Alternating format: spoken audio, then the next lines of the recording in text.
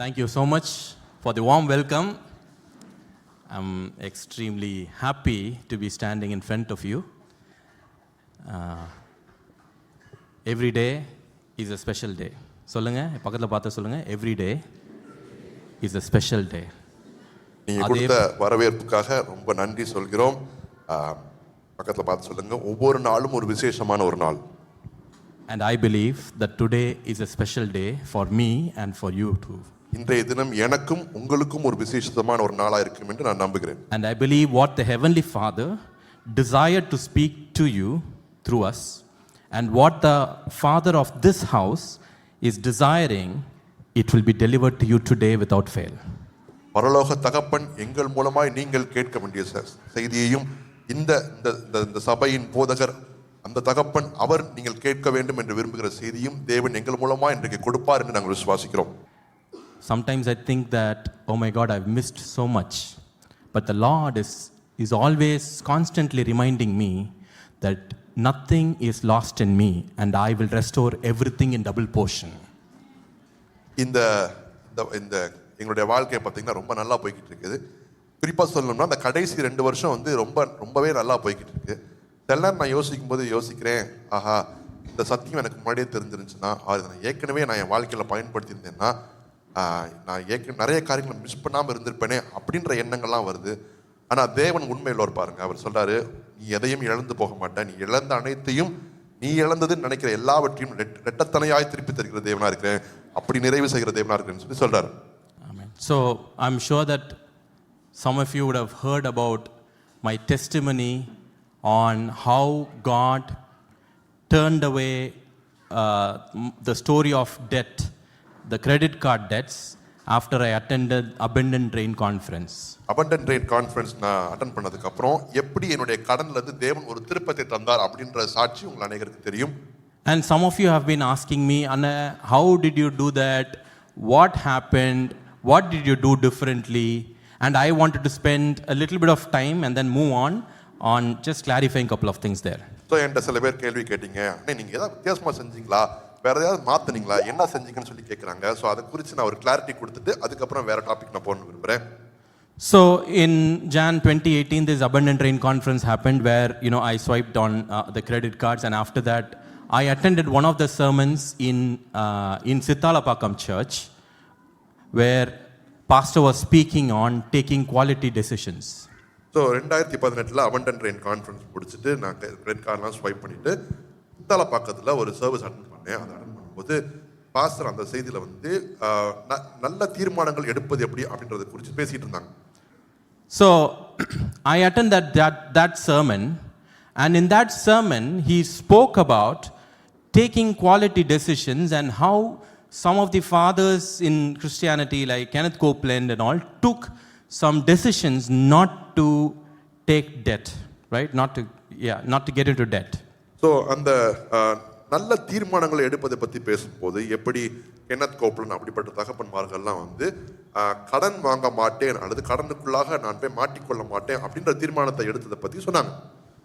So I am used to so much of credit card swiping, right? I don't know if some of you still are. I was so much into credit card swiping that my first response for anything will be to swipe my card. லெஃப்ட்ல ஒரு swipe, ரைட்ல ஒரு ஸ்வைப்ன்ற மாதிரி கையில credit card இருந்தா swipe பண்ணனும் அப்படின்றது என்னோட பழக்கமாவே மாறிடுச்சு. So this sermon changed my perspective, and then I decided that day, no, I will not swipe my card in my lack. அப்போ நான் ஒரு தீர்மானம் எடுத்தேன், நான் குறைச்சல்ல இருக்கும்போது நான் என் கிரெடிட் கார்டை எடுத்து ஸ்வைப் பண்ண மாட்டேன் அப்படின்னு ஒரு தீர்மானத்தை எடுத்தேன். It's very tough. ரொம்ப கடினமா இருந்துச்சு. Because my monthly spend was dependent on that card. ஏன்னா நான் மாதாந்திர செலவு பண்ணுவது அந்த கார்டுல தான், அந்த கார்டை பொறுத்து தான் இருந்துச்சு. Because at one point in time, ஒரு காலகட்டத்தில் 90% of my salary goes into EMI and credit card debt, and I ran a family with just 10% of what I earned. 90% என்னுடைய பணம் வந்து அது வந்து கிரெடிட் கார்டுக்கும் இஎம்ஐக்குமே போயிட்டு அந்த தசம பாகம் மாதிரி இருக்குல்ல, மிச்ச 10% அதை வச்சு தான் நான் குடும்பத்தை நடத்துறேன். So when I took this decision, தீர்மானத்தை நான் எடுத்த போது நம்ம இந்த மாதிரி ஏதாவது தீர்மானம் இருக்கும்போது தான் சோதனையும் சேர்ந்து கூட வரும். So when we take such decisions, temptation always comes along. நீங்களாம் உட்கார்ந்துருக்கிறத பார்த்தா உங்களுக்குலாம் சோதனையே வராத மாதிரி உட்கார்ந்துருக்கிறீங்க. You all have a pretty clear faces and it looks But I bless you that you don't have any kind of சோதனைஸ் in your life. It looks like you have never faced any temptation. அப்படிப்பட்ட ஆசீர்வாதம் அப்படியாகவே உங்கள் வாழ்க்கையில் இருக்கட்டும். So before I took this decision, we had booked a holiday in Coorg. Okay, it is a good, extraordinary 5-star property. So we decided that we will go there for a vacation. Me, Glency, Lionel, and Esther. So இதுக்கு மத்தியில் வந்து நான் கூர்கில் ஒரு holiday destination book பண்ணியிருந்தேன். ஒரு 5-star hotel. நான் என்னுடைய மனைவி என்னுடைய பிள்ளைங்க எல்லாம் அங்கே போகணும்னு சொல்லி தீர்மானம் எடுத்து அதை நான் புக் பண்ணியிருந்தேன். கிளென்சி சொல்கிற அது வந்து ஃப்ரீயாக கொடுத்தான்ட்டு. அது ஆக்சுவலி ஃப்ரீ கிடையாது. என்னென்னா கிளப் ஒரு கம்பெனி மெம்பர்ஷிப்பு. அதை நீங்கள் எடுத்தீங்கன்னா நீங்கள் வந்து உங்களுக்கு ஃப்ரீ இனிஷியலாக ஃபியூ டேஸ் கொடுப்பேன்னு சொன்னாங்க. அதனால் நாங்கள் என்ன பண்ணிட்டோம், ஸ்வைப் பண்ணிட்டோம் கார்டை. அதனால் அவன் ஃப்ரீயாக கொடுத்தான் அதை. என் மனைவி என்ன சொல்கிறாங்கன்னா, இது வந்து இலவசமாக தானே கிடச்சிச்சு அப்படின்னு கிளாரிஃபை பண்ணுறாங்க. இல்லை, அதுக்குன்னு ஒரு பேக்கேஜ் இருக்குது, அதுக்கு முதல்ல பே பண்ணணும், அது பே பண்ணதுனால இலவசமாக கொடுக்குறாங்க. So after I took this decision, I didn't want to swipe my card. So I booked a train from Chennai to Mysore, and from Mysore you have to go to Coorg. It will take about 3 to 4 hours. So நான் என்னுடைய கார்டை swipe பண்ண மாட்டேன்னு தீர்மானம் எடுத்தனால இப்போ நான் train book பண்ணியிருக்கிறேன். இங்கே சென்னையிலேருந்து மைசூர்லேருந்து கூர்க்குக்கு இன்னொரு ட்ரெயின் ஒரு 3 மணி நேரம் travel. If I was using my card, what I would have done, ஏதாவது ஒரு கேப் சர்வீஸை அழகாக டக்குன்னு ஒரு இதை புக் பண்ணி அங்கேருந்து மைசூர்லேருந்து கூர்குக்கு நல்லா கேப்பை பிடிச்சி போயிருப்பேன். If I could have used my card, I would have swiped I would have asked for a cab service and I would have swiped my card there and I would have taken a luxury journey from Mysore to Coorg. So when I boarded the train in Chennai, all that I had in my account was only 3,000 rupees. So நான் இங்கேருந்து சென்னையிலேருந்து நான் train ஏறும்போது என் பையில் இருந்த காசு பார்த்தீங்கன்னா வெறும் 3,000 ரூபா. 3,000 ரூபாய் வச்சுட்டு 5 நாள் ட்ரிப்பு. குழந்தைங்க வேறு இருக்குது. எஸ்டாக்கு அப்போ 4 வயசு. She was still using diapers. அவளுக்கு டயப்பருக்கே 3,000 ரூபா ஆகிடும். So Esther was very small, she was 4 and I'm taking my children along. So all the money would be spent even on the diapers. So but we decided we will honor our decision. எங்களுடைய தீர்மானத்தில் உறுதியாக இருப்போம், எங்களுடைய தீர்மானத்தை கனம் பண்ணுவோம்னு சொல்லிட்டு நாங்கள் ஒரு தீர்மானம் எடுத்திருந்தோம். இங்கேருந்து மைசூர் போய் உட்காந்தோம், இறங்கணும். அங்கே வந்து பஸ்ஸு, இந்த திருவள்ளூர் பஸ்ஸெல்லாம் இருக்குல்ல, நம்ம புஷ்பேக் கூட இருக்காது, சீட்டு டரன்ட்டு எப்படி இழுத்துட்டு போவோம். அந்த மாதிரி ஒரு பஸ்ஸில் ஏறி உட்காந்து நான் இவங்களெல்லாம் வச்சுட்டு நான் கூர்கில் போய் இறங்கினேன். கூர்கில் போய் இறங்கினா அங்கேருந்து கேப் பிடிக்கிறதுக்கெலாம் பைசா இல்லை. அதனால் ஆட்டோவில் போய் அந்த ஹோட்டல் வாசலில் போய் இறங்கினா அவன் ஆட்டோலாம் உள்ளே விட மாட்டேன்ட்டான். அவன் பாவம் ஏதோ கார் தான் உள்ளே விடுவான் போல இருக்கு. நாங்கள் ஆட்டோலாம் உள்ளே விட மாட்டோம் சார், நீங்கள் வெளியிலே இறங்கிக்கோங்க, நீங்கள் இங்கே தான் புக் பண்ணியிருக்கீங்களா, வேறு ஏதாவது ஹோட்டல் மாறி வந்துட்டிங்களா அப்படின்லாம் கேட்குறான். எங்களுக்கு ரொம்ப கஷ்டமாக போச்சு. So we got down at Mysore and we took a bus which doesn't even have a pushback seat. So we traveled all the way to Coorg there, and from there I couldn't take a cab, so I booked an auto and we went into the hotel. So at the entrance of the hotel they said they can't allow an auto in, and they was very confused. This is a very big 5-star hotel and these guys are coming in an auto. They will allow only car inside. That was their thought. But we took that pain and I was going and ordering some pizza. ஏன்னா அங்கே போய் சாப்பிட்ற அளவுக்குலாம் இல்லை. I ordered some pizza and I was telling God that I took a decision. No matter what, whether we starve to death, I will not use my credit card. So நாங்கள் அங்கே உள்ளே போனதுக்கப்புறம் நான் ஆண்டவரை நோக்கி நான் சொன்னேன், ஒரு பீஸா ஆர்டர் பண்ணிட்டு சொன்னேன், ஆண்டவரே நான் பசியில் செத்தாலும் பரவாயில்ல, நான் கடன் வாங்க மாட்டேன், எதுவும் வேறு எந்த தீர்மானமும் எடுக்க மாட்டேன்னு சொன்னேன். And as I was having my food, my lunch, என்னோட மதிய உணவை சாப்பிட்டுட்டு இருக்கும்போது I receive a message in my phone. என்னோட ஃபோனில் ஒரு மெசேஜ் வருது. கிட்டத்தட்ட 7-8 மாதத்துக்கு முன்னாடி எங்கள் ஆஃபீஸில் போட்ட reimbursement money, it just got credited. 7-8 மாதங்களுக்கு முன்பாக என்னுடைய ஆஃபீஸில் போடப்பட்ட அந்த ரீஇம்பர்ஸ்மெண்ட் மணி அது அப்போ தான் அந்த அக்கௌண்ட்டில் சேருது. அதை பார்த்த உடனே சொன்னேன், புக் பண்ணுடா வண்டியை. The moment I saw it, I told, oh, now book the cab. We went through an uncomfortable situation, but we were happy. ஒரு இடுக்கனான ஒரு இக்கட்டான சூழ்நிலைக்குள்ளாக சென்றோம், ஆனால் எங்களுடைய சந்தோஷத்தை நாங்கள் இழக்கல. Remember, when you take a quality decision and when you stand by your own decision, heavens will open up to you. ஆனா ஞாபகம் வச்சுக்கோங்க, ஒரு திடமான ஒரு தீர்மானத்தை எடுத்து, தீர்மானத்தை நான் நிலைத்திருப்பேன், நீங்க ஒரு தீர்மானத்தை எடுக்கும் போது பரலோகம் உங்களுக்காக திறக்கும். Imagine that Jesus, he took a quality decision to save us, right? So in the garden of Gethsemane, he was crying, he was sweating blood, and that time if he had decided இவங்களை எப்படியாவது இவனுங்க போட்டுண்டா அப்படின்னு நினச்சிருந்தா, அவர் பாட்டு அங்கேருந்து இப்போ பேதுருவாதே ஒருத்தன் காதை வெட்ட முடியும்னா இயேசுவால் என்னென்ன பண்ணியிருக்க முடியும்? கொஞ்சம் யோசிச்சு பாருங்க. But because he took a decision, he just submitted himself. நம்மளை மீட்கணும் அப்படின்னு சொல்லிட்டு இயேசு கிறிஸ்து ஒரு திடமான ஒரு தீர்மானத்தை எடுக்கிறாரு. தீர்மானத்தை எடுத்துட்டு கெத்செமனே தோட்டத்தில் இருக்கும்போது அவருக்கு வேர்வை ரத்தமாக சிந்திக்கிட்டு இருக்கு. அப்போ கூட அவர் யோசித்துக்கலாம், ஆஹா இவங்க நிஜமாவே காப்பாற்றணுமா, வேற ஏதாவது எடுத்துக்கலாமே, வேற ஏதாவது பண்ணலாமேன்னு கூட யோசிக்கலாம். ஆனால் அவருடைய தீர்மானத்தில் உறுதியாக இருந்தார் பாருங்க. அதே இடத்துல பாருங்க, பேதுரு கத்தி எடுத்துன்னு ஒருத்தன் காதை வெட்டிடலாம். பேதுருவாலே அதை செய்ய முடியும்னா இயேசுவால என்னெல்லாம் செஞ்சிருக்க முடியும்? But when you take a decision, even the grave walls do not have the power to hold you back. It will just open. Even the grave walls do not have the power to hold you back. It will open up for you. நீங்க அப்படி ஒரு தீர்மானத்தை எடுக்கும்போது எந்த பிணங்களின் சத்தம் கூட உங்களை பின்னாடி பிடித்து வைத்திருக்க முடியாது. எல்லாம் திறந்து வழி கொடுத்தே ஆக வேண்டும். ஏன் தெரியுமா? It is like this Mufasa and this Simba, right? அந்த குட்டி சிங்கம் சிம்பா அப்படியே போயிட்டு இருக்கோம், அந்த wolves எல்லாம் வந்துட்டு இருக்கோம், அந்த ஹைனாஸ் எல்லாம் வந்துட்டு இருக்கோம். ஒரு பர்டிகுலர் பாயிண்ட் ஆஃப் டைமில் the hyenas will step back. It is not because Simba gained energy or strength. It is because Mufasa lion is roaring at the back and saying, my son is coming, give way. அந்த line king படத்தில் ஒரு முக்கியமான ஒரு scene இருக்கும். Mufasa, Simba will go and it will be surrounded by the hyenas. And as it is surrounded by the hyenas, the Simba will roar and the hyenas won't move back. But the next time it will hear a different roar. இன்னொரு பெரிய கர்ச்சனையை கேட்கும். அந்த கர்ச்சனையை கேட்கும் போது அந்த ஹைனாஸ் ஓடிடும். அப்படிப்பட்ட ஒரு கர்ச்சனை உங்களுக்காக இருக்குது. இது என்னுடைய குமாரன், உனக்கு வழி விடு அப்படின்ற ஒரு கர்ச்சனை.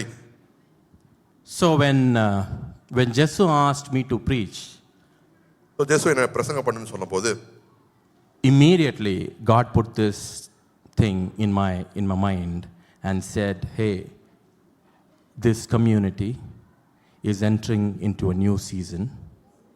ஸோ சொன்ன உடனே எனக்கு தேவன் என் இருதயத்தில் ஒரு வார்த்தையை போட்டார். சொன்னார், இந்த சமுதாயம் ஒரு புதிய காலகட்டத்துக்குள்ளாக அடியெடுத்து வைக்கிறார்கள். I am so amazed by your reaction, but anyway, I will continue. அப்படி ரொம்ப உற்சாகத்தோடு நீங்கள் ரியாக்ட் பண்ணீங்க பார்த்தீங்களா, அதுக்காக ரொம்ப நன்றி சொல்கிறேன். This community is entering into a season, a new season that we have been waiting for. It will be a season of expansion. It will be a season of growth. It will be a season of restoration. It will be a season of rehabilitation. It will be a season that will change the course of this world. நம்ம ஒரு புதிய அத்தியாயத்துக்குள்ள நம்முடைய ஒரு காலடி எடுத்து வைக்கிறோம். அதில் நம்ம அதிகமாக வளருவோம், அதிகமாக விருத்தி அடைவோம், அதிகமாக சீரமைக்கப்படுவோம், எல்லாம் மறுரூபமாக்கப்படுகிற ஒரு காலகட்டத்துக்குள்ளாக நாம் காலடி எடுத்து வைக்கிறோம். So God said, தேவன் சொன்னார், son, take some quality decisions. குமாரனே, என் மகனே, நல்ல தீர்மானங்களை எடு. And I did some quality decisions. So நல்ல தீர்மானங்களை எடுக்க கற்றுக்கொண்டேன். And today's message is all about our decisions as husband and wife, as couple and as a family in this season. So இன்றைக்கு எங்களுடைய செய்தி எதை பற்றினா தீர்மானங்களை பற்றி. குடும்பமாக, கணவன் மனைவியாக, ஒரு குடும்பமாக நம்ம எந்த தீர்மானங்கள் எடுக்கணும், அது சமுதாயத்தை சார்ந்து எப்படி இருக்குது அப்படின்றத பற்றி நம்ம பேச போகிறோம். And I invite you to participate, listen to our decisions, and if God speaks to you, take some quality decisions in this season. So நாங்கள் இதை பகிர்ந்து கொள்ளும் போது தேவன் அந்த அந்த காரியங்களை உங்களிடத்திலும் பேசினார் என்றால் நீங்களும் நல்ல அந்த தீர்மானங்களை எடுக்கும்படியாக ஒரு தீர்மானத்தை எடுத்து அதில் பங்கு பெறுங்க. So, we are going to be explaining you this thing with a story from the Bible. வேதாகமத்தில் இருக்கிற ஒரு கதையை வைத்து நாங்கள் இதை விளக்கி காண்பிக்க போகிறோம். And we have taken 3 decisions. 3 தீர்மானங்களை நாங்கள் எடுத்திருக்கிறோம். And I want you to repeat with me. Number 1 is remain. அதில் முதல் தீர்மானம் நிலைத்திரு. Number 2 is respond. ரெண்டாவது தீர்மானம் அதுக்கு பதில் சொல்லு. Number 3 is rally. மூணாவது பயணம் செய். சொல்றீங்களா? Number 1 remain. நிலைத்திரு. Number 2 respond. பதில் சொல்லு. Number 3 rally. மூன்றாவது பயணம் செய். So it's, we wanted to share this story from the book of Samuel, 1 Samuel chapter 13 and 14. 1 Samuel 13ஆம் அதிகாரம் 14ஆம் அதிகாரத்துள்ள அந்த கதையை வைத்து நாங்கள் பேச வேண்டும் என்று நாங்கள் நினைத்தோம். இது நிறைய பேருக்கு உங்களுக்கு தெரிஞ்சிருக்கும் இந்த கதை. நீங்க நானே எக்ஸ்பிளைன் பண்றேன். நானே உங்களுக்கு சீனை செட் பண்றேன். Most of you would have known the story and I will give you the background setting of the story as well. So this is like இது வந்து சவுல் ராஜா ஆன பிறகு இது 2ஆம் வருஷம். Saul has become the king and it is his 2nd year of reign. So சவுலோட எத்தனை பேர் இருந்தாங்கன்னா அவன் என்ன பண்றான்னா 2000 பேர் அவன் கூட இருக்காங்க. அவன் மகனாகிய யோனத்தானோட 1000 பேர் இருக்காங்க. அவங்க வந்து கிபியா அப்படின்ற இடத்துல சவுல் இருக்கான். Saul is in Gibeah. He is having 2000 men close by to him and his son Jonathan has 1000 people around him. So Saul வந்து மிக்மாஷ் அப்படிங்கிற இடத்துல இருக்கான். Saul is in Michmash. Jonathan வந்து கிபியால இருக்கான். Jonathan is in Gibeah. இது வந்து பாருங்க, இது வந்து வார் சீன். நீங்க அப்படியே இமேஜின் பண்ணணும். சவுல் கூட எத்தனை பேர் இருக்காங்க? 2000 பேர் இருக்காங்க. யோனத்தானோட எத்தனை பேர் இருக்காங்க? 1000 பேர் இருக்காங்க. இப்போ இஸ்ரவேல் மக்களுக்கும் யாருக்கும் பொதுவாக சண்டை நடக்கும்? பெலிஸ்தியருக்கும் சண்டை நடக்கும். யோனத்தான் என்ன பண்ணுறான், ஒரு கேரிசன், அதாவது ஒரு போஸ்ட் மாதிரி இருக்கும். அந்த இடத்த எல்லாம் அவங்களோட பாளையத்தை ஃபீல் பண்ணுவாங்கல்ல, கார்ட் பண்ணுவாங்க. அந்த இடத்த போயிட்டு அவங்க கேப்சர் பண்ணிட்டான். So now this is a war setting, so you have that framework as we talk. Saul is having 2000 people and Jonathan is having 1000 people and they're going for war. And we usually know that Israelites fight the Palestinians and Jonathan has captured a fortress of the enemy camp. So அதனால் சவுல் என்ன பண்ணுறான், பயங்கர jolly ஆகிட்டு அவன் என்ன பண்ணுறான், கொஞ்சம் கொண்டாட்டமாயிடுறான். போய் சொல்லுங்கடா, இதை நாங்கள் பிடிச்சிட்டோம் அப்படின்ட்டு.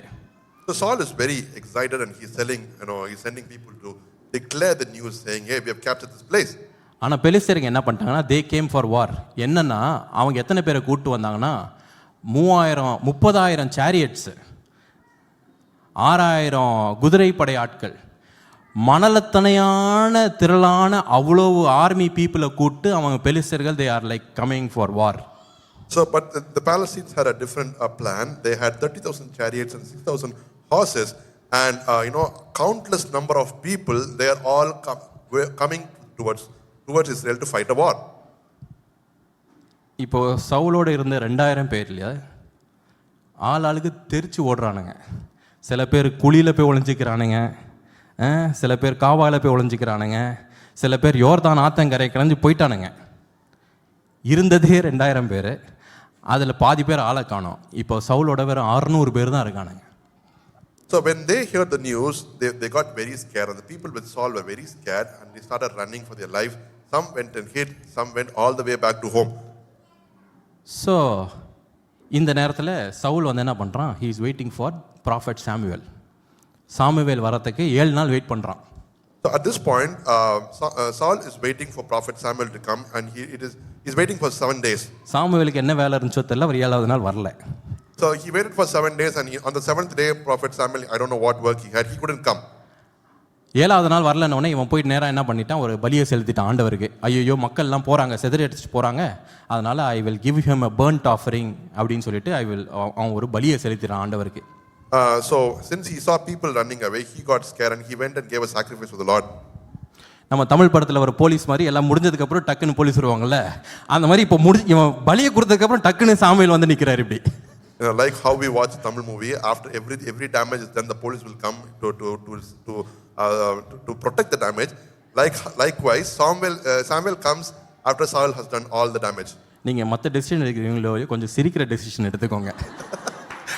அதெல்லாம் அப்புறம் பார்த்துக்கலாம். மற்ற டெசிஷன், குவாலிட்டி டெசிஷன், அந்த டெசிஷன்லாம் அப்புறம் பார்த்துக்கலாம். முதல்ல கொஞ்சம் சிரிக்கிற டெசிஷன் எடுங்க பார்க்கலாம். ஆமாம், ஒரு அரை மணி நேரத்துக்கு அப்படியாவது. ஆமேன். இப்போ நான் போய் குழிக்குள்ள ஒளிகிற மாதிரி நீங்கள் ரியாக்ஷன் கொடுத்துட்ருக்கீங்க. Okay, so now Samuel appeared and he said, Saul, what have you done? Your kingdom will be over and God will replace you with another king என்றான். அவருக்கு என்ன கருப்போ தெரியல, அவர் அப்படி சொல்லிட்டார். ஸோ இப்போ பார்க்குறாரு, சவுல் பண்ணி வச்சிருக்க காரியத்தை பார்த்தோன்னே சாமுவேல் பார்த்து, என்னப்பா நீ பண்ணியிருக்கிற, அவ்வளோதான் போச்சு, உன் ராஜ்யபாரம் இதோட முடிஞ்சிச்சு, ஆண்டவர் வேற ஒரு ராஜாவை உன் ஸ்தானத்தில் ஏற்படுத்துவார் அப்படின்னு சொல்லிட்டாரு. So now, in this situation, இந்த நிலைமையில Jonathan takes a decision. யோனத்தான் ஒரு தீர்மானத்தை எடுக்கிறான். In chapter 14, 14ஆம் அதிகாரத்துல verses 1 and 2. 1ஆம் 2ஆம் வசனம். Now it happened one day that Jonathan, the son of Saul, said to the young man who bore his armor, Come, let us go over to the Philistines' garrison that is on the other side. But he did not tell his father. ஒரு நாள் சவுலின் குமாரனாகிய யோனத்தான் தன் ஆயுததாரியாகிய வாலிபரை நோக்கி, நமக்கு எதிராக அந்த பக்கத்தில் இருக்கிற பெலிஸ்தரின் தானியத்திற்கு போவோம் வா என்று சொன்னான்.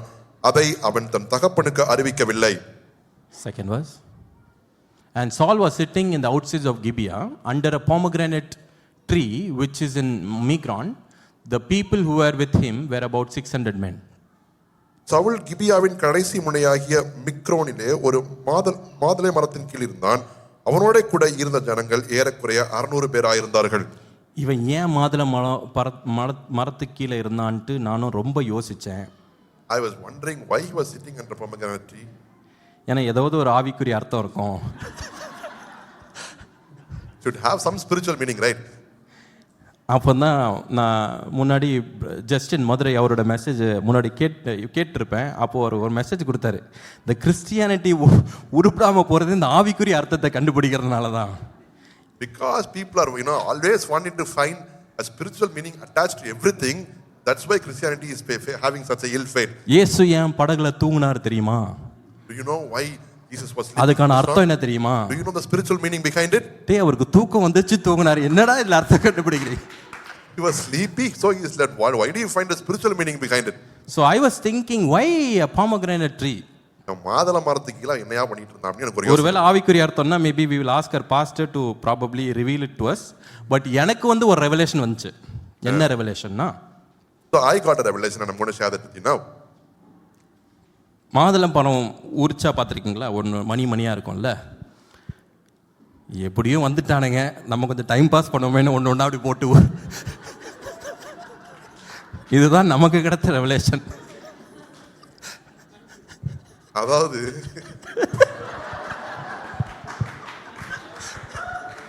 பயத்துல என்ன சாப்பிடணும்னு தெரியாம இருக்கிற மணியை பிச்சு மேல மேல தூக்கி போட்டு சாப்பிட்டுட்டு இருந்தான். இதுதான் தேவன் எனக்கு கொடுத்த வெளிப்பாடு.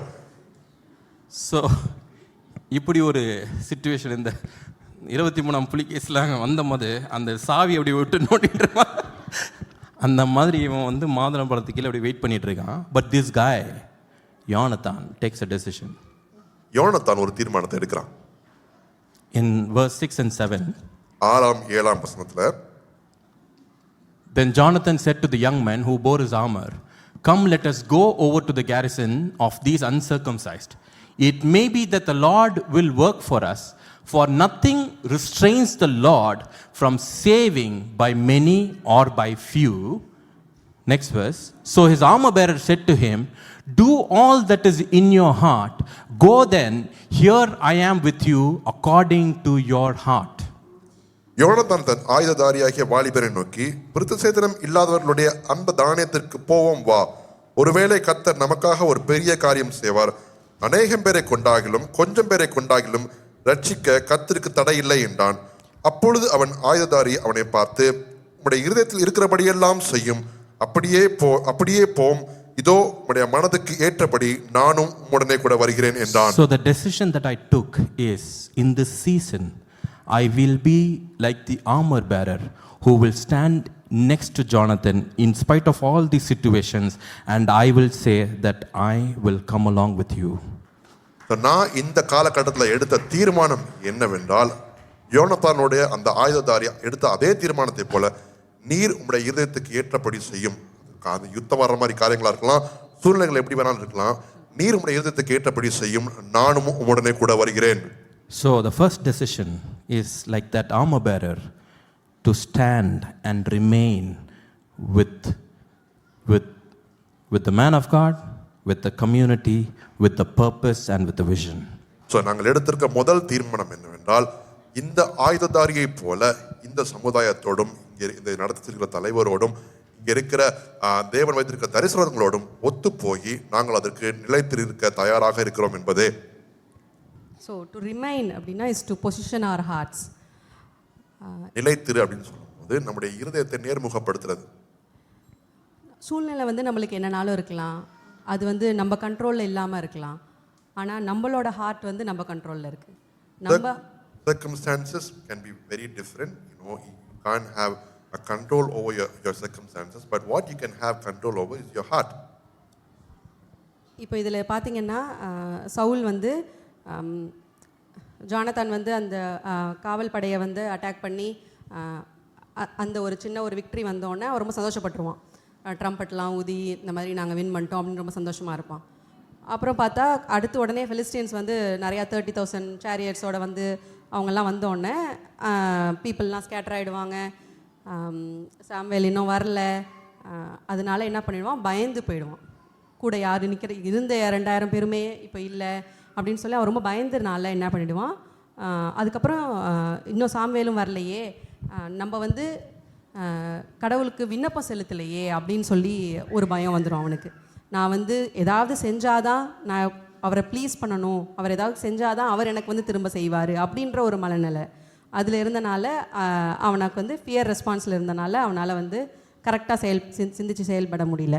So Jonathan's victory brought excitement to Saul, and he was so excited about it, so much so he started to celebrate. And after that, what happened? The Philistines army, they all started to come in, and that started to scare Saul, so much so that people ran away from him, and he was like, oh, at this point I have to do something for the Lord. Only if I do something for the Lord will save me.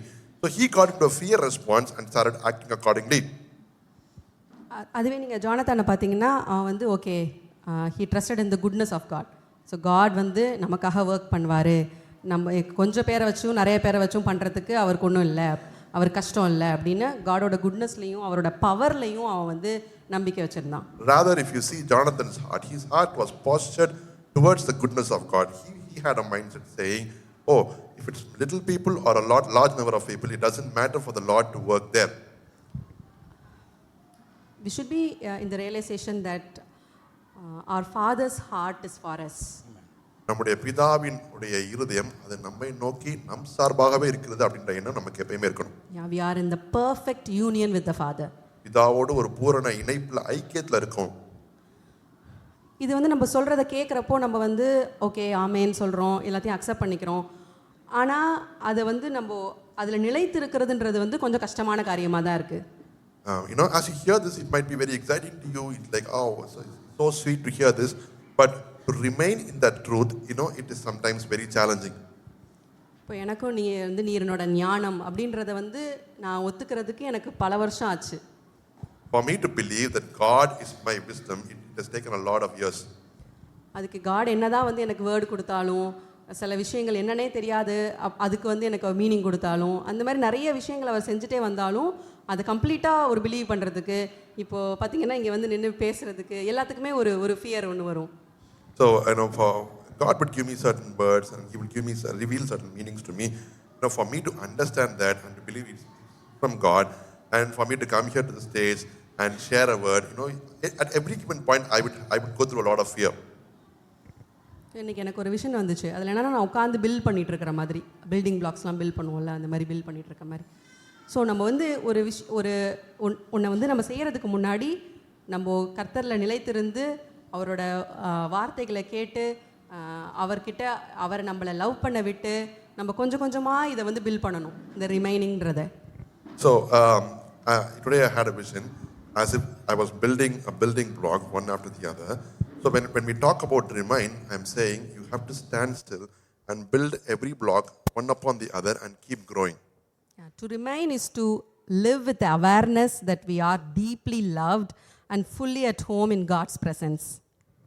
நிலைத்திரு அப்படின்னு சொல்லும்போது தேவனால் முற்றிலுமாய் நேசிக்கப்பட்டோம், நாம் அவருடைய இருதயத்துக்கு ஏற்றவர்கள், அவருடைய சொந்தமானவர்கள் அப்படின்னு நம்புறது தான் அந்த நிலைத்திருன்றதோட அர்த்தம். We should realize that we are already in him. நாம் அவருக்குள்ளாக ஏற்கனவே இருக்கிறோம் அப்படின்ற அந்த விழிப்புணர்வு. ஒரு ஃப்ரேஸ் எனக்கு அப்பப்போ வரும், overcoming thoughts by thoughts அப்படின்னு. எண்ணங்களை எண்ணங்களால் மேற்கொள்வது அப்படின்ற ஒரு காரியம் எனக்கு வந்துகிட்டே இருக்கும். ஒரு 2 இயர்ஸ்க்கு முன்னாடி இங்கே ஸ்பீக் லைஃப் நடக்கும் ஃப்ரைடே அப்போது என்ன ப்ரே பண்ணிகிட்டு இருக்கிறப்போ கொஞ்சம் சில பேருக்கு என்ன வந்துச்சுன்னா பிள்ளைங்களோட ப்ரொடெக்ஷனுக்காக, லைஃப்பை பசங்களோட ப்ரொடெக்ஷனுக்காக ப்ரே பண்ணணும் அப்படின்னு சொல்லிட்டு எங்களுக்கு வருது அப்படின்னு சொல்லி அதுக்காக எல்லாரும் ப்ரே பண்ணோம். So a few years back, I mean a year back, Speak Life used to happen here, and at that point few of the people who were present there in the Speak Life, they said they felt in their heart that they should pray for the children of life, for their protection especially. இந்த stairs வந்து அப்போ தான் போட்டாங்க, so எனக்கு என்னென்னா இங்கேருந்து யாராவது ஏதாவது விழுந்துருவாங்களோ அப்படின்னு ஒரு பயம் வந்துச்சு. So the stairs was built at that point only, and I was very scared, will somebody fall from that stairs? So நான் நினச்சேன், ஓகே இந்த தாட்டு இதை வந்து நான் வந்து ஃபாதர்கிட்ட எடுத்துகிட்டு போய், ஓகே நீங்கள் வந்து குட், அதை நான் வந்து பிலீவ் பண்ணுறேன், இந்த தாட்டை நான் வந்து எப்படி ஹேண்டில் பண்ணணும், இப்போ நான் வந்து இதை புஷ் பண்ணி இது எனக்கு வரவே கூடாது அப்படின்னு சொல்கிறனால அது வராமல் போகிறது கிடையாது, ஏன்னா எனக்கு அதில் ஆல்ரெடி வந்துருச்சு. So I was about to have a conversation with the father, and I was thinking, okay, I cannot brush this thought aside because it has already come to my mind. So அவரோட குட்னஸை நம்பி நான் வந்து இன்னொரு narrative set பண்ண போகிறேன். நான் வேறு ஒரு தாட் பண்ணுறேன், என்னென்னா யாருக்கும் எதுவும் ஆகாது அப்படின்ற என்னோட தாட்டை நான் இங்கே மேலே வைக்கிறேன், யாருக்கும் எதுவும் ஆகாது அப்படின்னு நான் பிலீவ் பண்ணேன். So I decided to take a thought for a thought, and I said I'm going to trust the goodness of the Father, and I'm going to think a different thought, saying, okay, no harm will happen in this place, and I placed that thought over this thought, fearful thought. அந்த மாதிரி remaining in is word, ஒரு word யாராவது கொடுத்தாங்கன்னா, இப்போ pastor Rambabu வந்தப்போ கூட not only about the spoken word, இப்போ God என்ன பேசிகிட்டு இருக்கிறாரு அப்படின்றதுல நம்ம வந்து எப்பயுமே வந்து அவேக்கண்டாக இருக்கணும் அப்படின்னு சொன்னார். So when we talk about remaining in the word, you have to be aware of the words that are already spoken, and you place your heart in that and be steadfast in that. Pastor Rambabu conference நடந்தப்போ லைனலுக்கு வந்து ஃபீவராக இருந்துச்சு. ஆனால் வந்து அப்போது அவர் இந்த ஸ்விட்ச் ஆஃப் அதெல்லாம் பேசினோன்னே அவன் வந்து ஸ்விட்ச் ஆஃப்னு சொல்லிட்டே இருந்தான். மெடிசன் எடுத்துகிட்டு இருந்தான், ஆனால் ஃபீவர் திரும்ப வந்துகிட்டே இருந்தது, ஸ்விட்ச் ஆஃப்னு சொல்லிட்டே இருந்தான். அப்புறம் கொஞ்சம் நெக்ஸ்ட் டே வந்து அவனுக்கு சரியாயிடுச்சு. So during Pastor Ram Babu's conference, my son was having sickness. He was taking medicine, but since the word that was preached there was like switch off sickness, so he believed that and he started to switch off sickness. The next day fever left. ஆனால் ஒரு 4 டேஸ்க்கு அப்புறம் திரும்ப வந்துருச்சு. And after 4 days fever came again. அப்போ வந்து நம்ம cough ரொம்ப இருந்தது, ஃபீவர் திரும்ப வந்தனால சரி ஓகே ரிப்பீட்டடாக வருது அப்படின்னு சொல்லி டாக்டர்கிட்ட போனோம். So and after 4 days he got fever again, and this time the cough was very intense. So we decided, okay, the pattern is repeating again, so let's go to the doctor. அப்போ doctor வந்து லைட்டாக views இருக்குது அப்படின்னு சொல்லிட்டு 10 டேஸ்க்கு medicine கொடுத்துருந்தாரு. So the doctor analyzed and said he's having a little wheeze, so we'll give him medicine for 10 days. ஆனால் இவன் வந்து நான் டாக்டர் சொல்கிறது கேட்க மாட்டேன், நான் என் ஃபாதர் சொல்கிறது தான் கேட்பேன். So he said, I won't believe what the doctor says, I will believe what my father says. அப்படின்னு சொல்லிட்டு அடுத்து சாப்பிட போனால் அங்கே வந்து ஜூஸ் வேணும்னு கேட்குறான், சில்லுன்னு தான் குடிப்பேன்றான். எனக்கு கோவமாக வருது. When we go to eat, he's like, I want juice and I want it very chill as well, but I'm getting angry inside. சரி, அப்புறம் நெக்ஸ்ட் டே வந்து மெடிசன் ஸ்டார்ட் பண்ணணும். அன்னைக்கு மார்னிங் கொண்டு போய் மெடிசன் கொடுக்குறேன், சாப்பிட மாட்டேன்ட்டான். So the next day morning he has to start the medicine, and I'm giving him the medicine. He said, I don't want the medicine. Okay sir. அப்போ நான் யோசித்தேன், சரி okay I have to honour his faith அப்படின்னு சொல்லி. அதனால் நான் சொன்னேன், சரி ஓகே நான் உனக்கு 1 day டைம் தரேன், அதுக்குள்ளே சரியாயிடுச்சுன்னா நான் உனக்கு மெடிசன் கொடுக்க போகிறது, இல்லைனா நீ வந்து 10 days கோர்ஸ் நீ எடுத்து தான் ஆகணும் அப்படின்னு. அவனுடைய விசுவாசத்தை கணம் பண்ணணும்னு நான் நினச்சேன். அப்போ I told him, I'll give you 1 day's time. If the fever goes off completely, you don't have to start the medicine package that is given to you. If it doesn't go, then you have to take the 10 days package. 1 dayல சரியாயிடுச்சு. Within a day, his fever left completely. So நம்ம அந்த God's ஒரு word கொடுக்குறப்போ நம்ம அதில் எப்படி remind பண்ணுறோம் அப்படின்றதுல அது ரொம்ப முக்கியம். அதே மாதிரி குவைட் டைம் மார்னிங்கில் வந்து எந்திரிச்சு ஒரு மெடிடேஷன் பண்ணுறது, அந்த குவைட் டைமில் இருந்துட்டு இருக்கிறப்போ எனக்கு அந்த டேக்கு வித்தியாசம் தெரியும். அப்போ நான் என்னோடய ரியாக்ஷன்ஸ்லாம் எப்படி இருக்குது, பசங்களை மீட் பண்ணுறப்போ அவங்கள்ட்ட பேசுகிறது, ஹேண்டில் பண்ணுறது எல்லாமே ரொம்ப ஈஸியாக இருக்கும். So when we talk about remaining in the word, it's a very important decision that you have to make. And the other decision is, having a quiet time with God. When I have a quiet time with God, I know the difference between the day I have a quiet time and the day I don't have a quiet time with God. நான் வந்து அந்த மாதிரி பண்ணாமல் இருக்கிறப்போ நான் அவருக்குள்ளே இல்லை அப்படின்னு கிடையாது. ஆனால் பண்ணுறப்போ அந்த ரியலைசேஷன் வந்து ஜாஸ்தியாக இருக்குது அப்படின்னு சொல்கிறேன். It is not that when I don't spend time with God, it's not that I have a disconnection with God. I'm not saying it's like that. I'm talking about the awareness factor. அதே மாதிரி remaining இந்த கம்யூனிட்டியும் கூட அது இவங்க கொஞ்சம் நல்லா explain பண்ணுவாங்க, அதனால் அவங்களே பண்ணட்டும். When you choose to remain in the goodness of the Father, when you choose to remain in the Word, entire creation starts working towards you. பிதாவினுடைய நன்மையில நீங்கள் நிலைத்திருக்க தீர்மானம் எடுக்கும்போது, அவருடைய வார்த்தையில நீங்கள் நாட்டப்பட்டிருக்க தீர்மானம் எடுக்கும்போது, அண்ட சராசரமும் உங்கள் சார்பாக செயல்படும். So in John 15, யோவான் 15 அதிகாரத்துல, so I think I've told about my story, right? That I am a lone person. I was a lone person. நான் உங்களுக்கு ஏற்கனவே என்னுடைய கதையை சொல்லியிருக்கிறேன்னு நினைக்கிறேன். நான் ரொம்ப தனிமையா இருக்கக்கூடிய நபர். Okay, let me rephrase. I don't want to say that I was a lone person. I chose to be alone. தனிமையை விரும்பக்கூடிய ஒரு நபரா இருந்தேன். ஏன்னா in my life I was betrayed by the people that I trusted. நான் நம்பினவங்களால முதுகுல குத்தப்பட்டிருக்கிறேன். Whoever I thought they will be truthful and I have to be truthful to them, they deceived me. இவங்களுக்கு நான் உண்மையா இருப்பேன், அவங்களும் எனக்கு உண்மையா இருப்பாங்க அப்படின்னு நான் நம்பி போனவங்கலாம் அவங்கள்ட்டலாம் நான் ஏமாந்துட்டேன். So I chose to be alone. அதனால நான் தனியா இருக்கணும், தனிமைப்படுத்திக்கணும்ன்ற தீர்மானத்தை நான் எடுத்துக்கிட்டேன். So this community thing came. I was like, no, I am better off alone.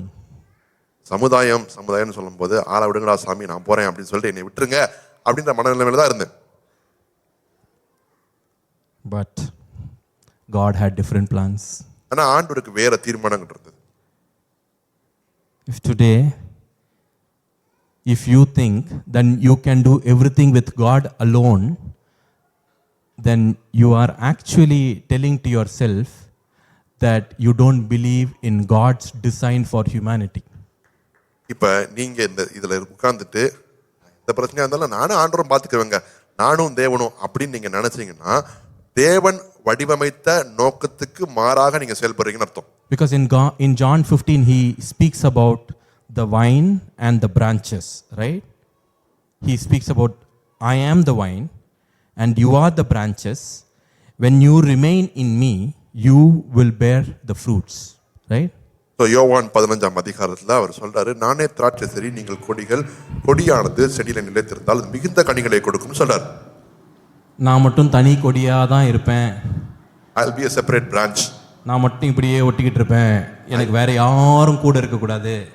I'll be a free branch. No, I don't want to be attached with any other branch. If you're thinking like that, அது வேலைக்கு ஆகாது. won't help you.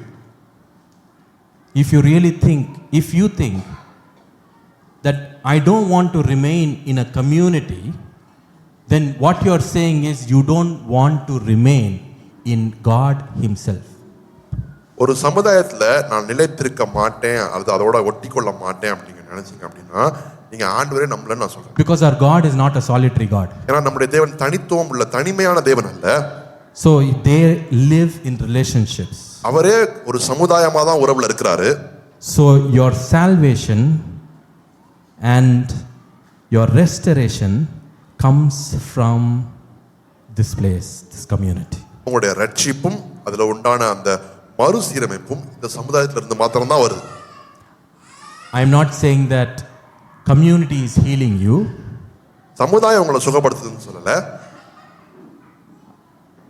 Imagine this.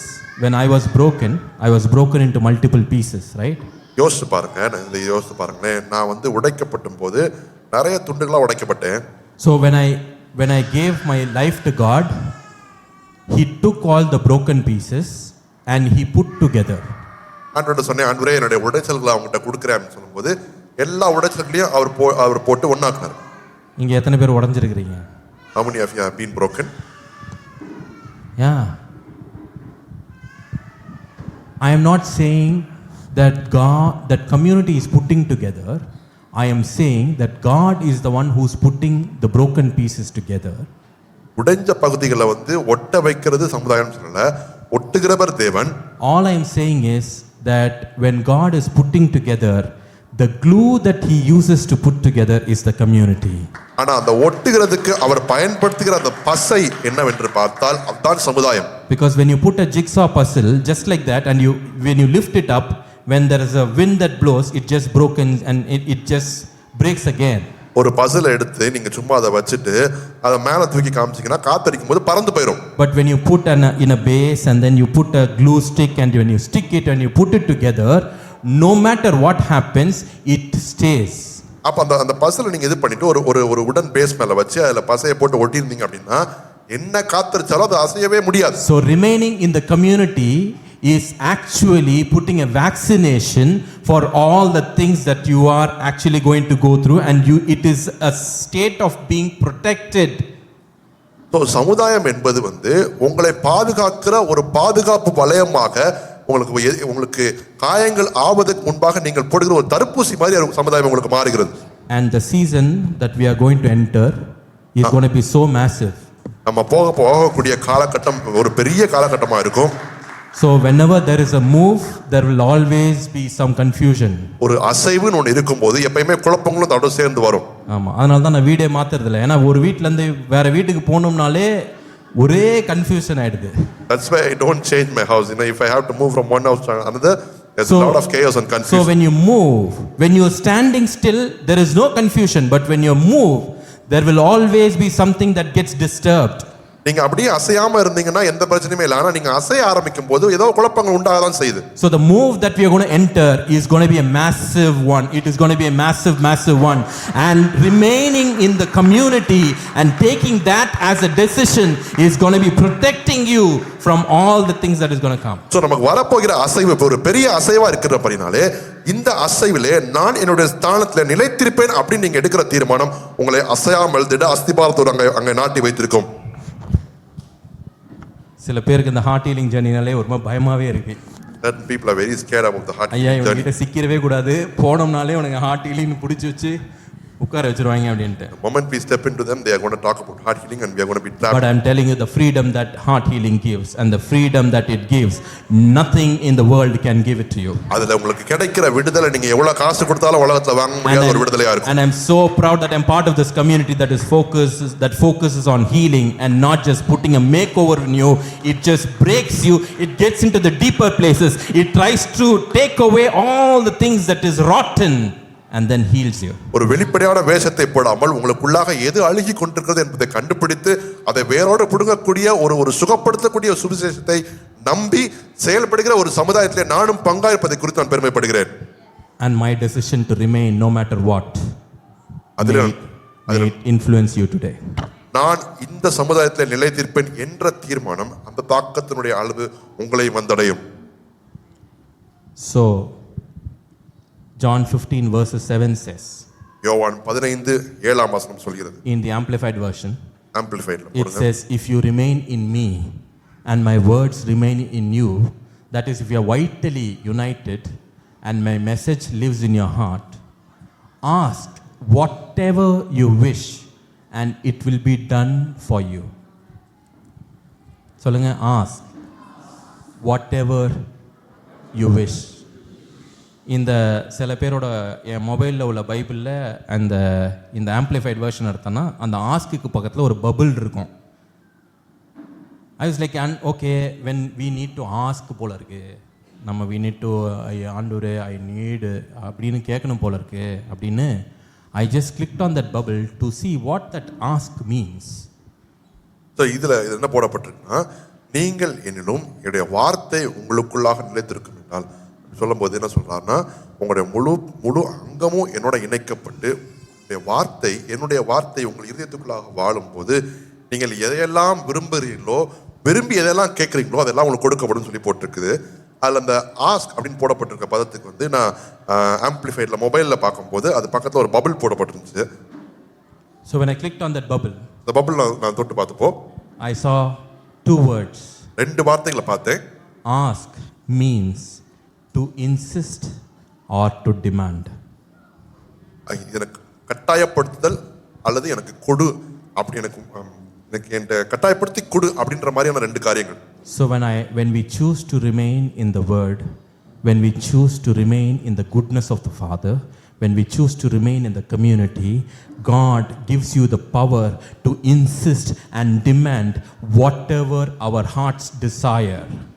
Be it healing, be it prophecy, be it restoration, be it physical thing, be it death rising, we are entering into a season where we will be able to insist and we will be able to demand that whatever we wish and it will be done to us.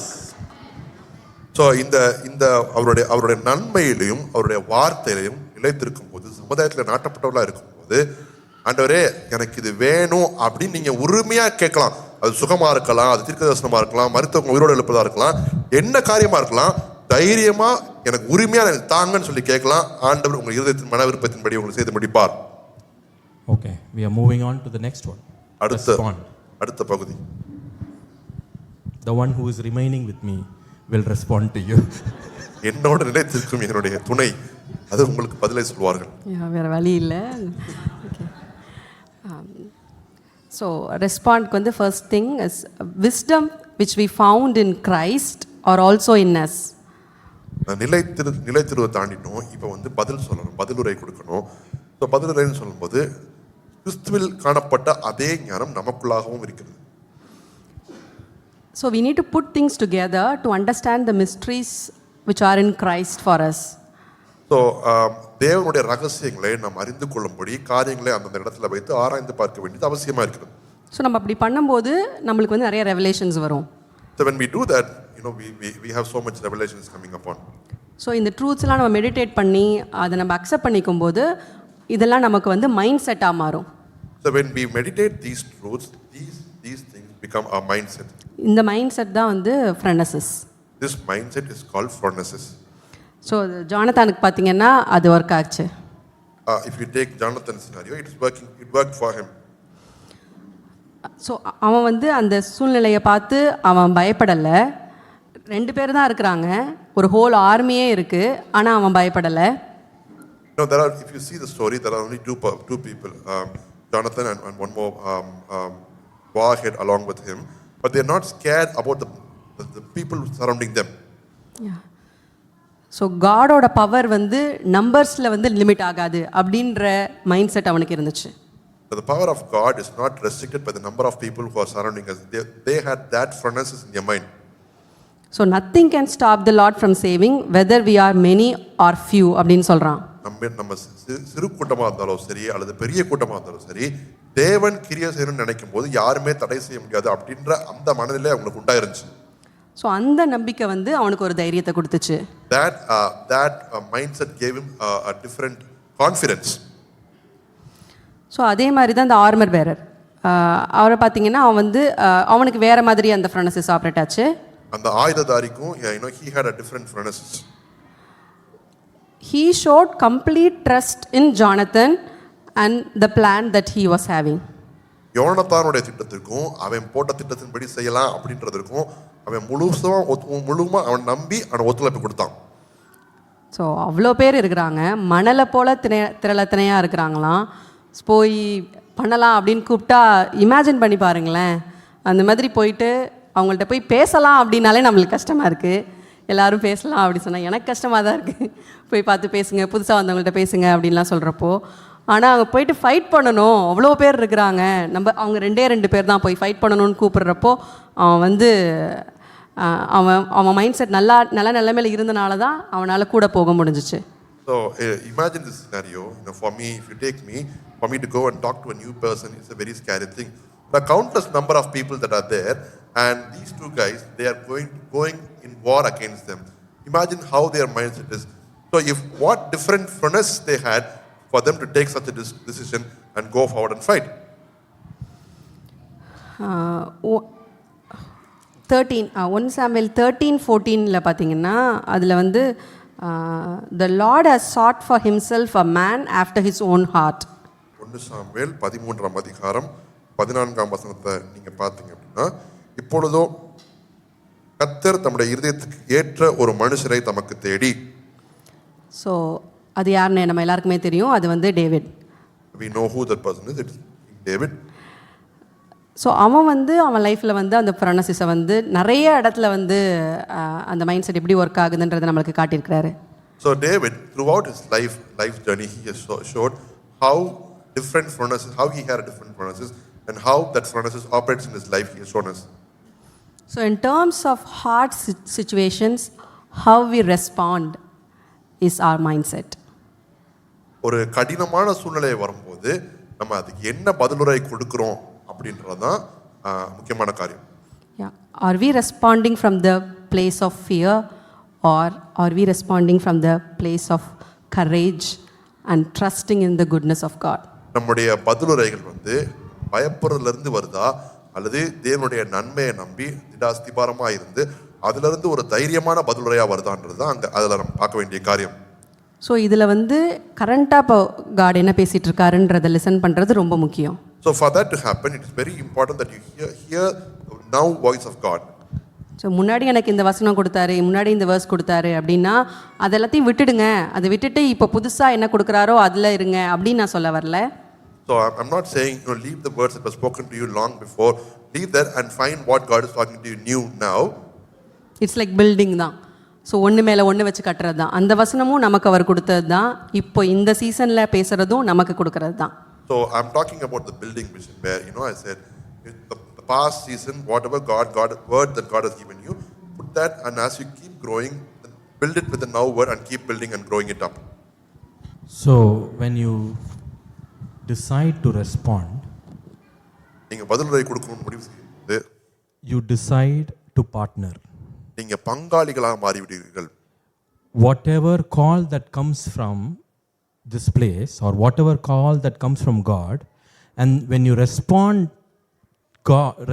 to God, what you are saying is, I don't care about what I think I am, I just submit to whatever you think of me. இருந்து உங்களுக்கு ஒரு அழைப்பு வரும்போது, அல்லது தேவனிடத்திலிருந்து ஒரு அழைப்பு வரும்போது, நான் அதுக்கு தகுதி உள்ளவனா தகுதி இல்லாதவனா, எனக்கு இது குறைவா இருக்கா அது நிறைவா இருக்கா அப்படின்னு சொல்லிட்டு அதெல்லாம் பார்க்காம, ஆண்டவரே நீங்க நான் அழைச்சிட்டீங்க, உங்க கீழ்ப்படிஞ்சு நான் என்ன ஒப்பு கொடுக்குறேன் அப்படின்ற இடத்துக்கு வரணும். And I'm telling you, God is seeing you as whole. நான் உங்களை சொல்றேன், தேவன் உங்களை பூரணராய் பார்க்கிறார். God is seeing you as complete. தேவன் உங்களை முழுமையான பூரணராய் பார்க்கிறார். God is seeing you as healed. தேவன் உங்களை சுகமானவர்களாய் பார்க்கிறார். And God is seeing you as somebody who is worthy to be loved. நீங்கள் அன்பிற்கு பாத்திரவான் என்று தேவன் நம்புகிறார். And when you respond to this call, இந்த அழைப்புக்கு நீங்கள் பதில் கொடுக்கும் போது, it doesn't matter what you have been going through. நீங்க உங்க வாழ்க்கையில உங்களுக்கு என்ன நடந்துட்டு இருக்குன்றது அது பெரிய விஷயமா இருக்காது. It doesn't matter what you are seeing. நீங்க உங்களை சுத்தி என்ன பாக்குறீங்கன்றது முக்கியத்துவமா இருக்காது. It doesn't matter what you are capable of. நீங்க உங்களால என்ன செய்ய முடியும் அப்படின்றது முக்கியத்துவம் பெறாது. You just respond to whatever God calls. தேவன் கொடுக்கிற அழைப்புக்கு நீங்கள் பதில் மாத்திரம் சொல்கிறீர்கள். So when I was going through when I started off the heart healing journey, இந்த இருதய சுகம் பிரயாணத்தை ஆரம்பிக்கும் போது, it happened in தெமிலியோஸ்ல ஆரம்பிச்சிச்சு. That's when I opened up to my wife about my entire life. அப்பதான் என்னோட இருதயத்தை திறந்து ஒரு திறந்த புத்தகம் போல என் மனைவிட்ட எல்லாத்தையும் நான் ஒப்பிச்சேன். She was shattered. அவங்க நொறுங்கிட்டாங்க. She didn't show that she was shattered, but she was shattered. அவங்க நொறுங்கிட்டேன்றதை முதல்ல காண்பிக்கல, ஆனா உண்மையில நொறுங்கிட்டாங்க. I was shattered. நானும் நொறுங்கி இருந்தேன். And the second day after I opened up, we had a very tough night. அந்த நான் வந்து எல்லாம் திறந்து சொல்லிட்டேன். சொன்னதுக்கு அப்புறம் ரெண்டாவது நாள் எனக்கு ரொம்ப கடினமா இருந்துச்சு. ரெண்டாவது இரவு And I was sitting there, நாங்க உட்கார்ந்திருந்தேன். and I know Auntie Juliet auntie came and spoke. How are you doing? அப்படின்னா ஆண்டி வந்து வழக்கம் போல அப்படி சுற்றி வந்து கேட்பாங்களா, வந்து கேட்டாங்க, என்னப்பா எப்படி செய்றீங்க, எப்படி இருக்கீங்கன்னு கேட்டாங்க. இல்லை உங்களுக்கு தெரிஞ்சிருச்சு.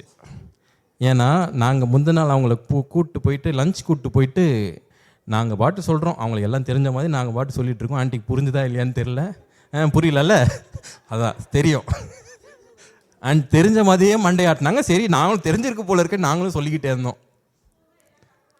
அப்படிதான் தெரியும். We thought she knew and we were speaking a language which was very alien to her. So I was so shattered. நான் ரொம்ப நொறுங்கி போயிருந்தேன். And after the first session, Jesu walked up to me.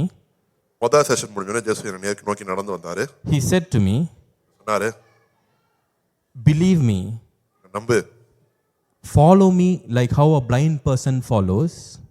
வழித்தெரியாத குருடன் வந்து கைப்பிடிச்சு ஒருத்தன் கூட்டிட்டு போனா அவன் கையை எப்படி பிடிச்சு நம்பி போவானோ, Just do exactly what I say. அதே போல நான் சொல்றத மாத்திரம் செய், You will see your life turning. உன் வாழ்க்கை மாறத நீ பாப்பேன்னு சொன்னாரு. And I have taken it and responded like anybody else, and I have listened to that word, every word. I have taken it so much, and now we are worthy to be called his son.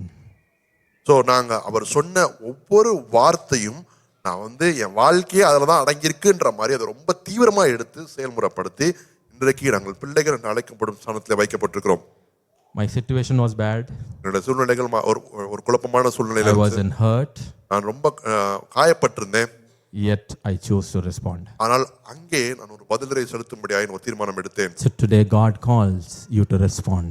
இன்றைக்கு தேவன் உங்களுக்கு ஒரு பதிலரை கொடுக்கும்படியாக கேட்கிறார். Your every yes matters. நீங்கள் சொல்கிற ஒவ்வொரு ஆமுக்கும் ஒரு பலன் உண்டு. Your every nod, your every சில நேரம் எனக்கு ரொம்ப கஷ்டமா இருக்கும்போது பெருமூச்சு விடுவேன். எத்தனை பேர் விட்டுருக்கீங்க? எத்தனை பேர் விட்டுருக்கீங்க பெருமூச்சு? Whenever I have a very tough time, I gasp a deep breath. You think it doesn't matter. ஏன் போடுறத பற்றி சொல்லல, பெருமூச்சு பற்றி சொல்லிட்டு இருக்கேன். I'm not talking about burping, I'm talking about a large breath.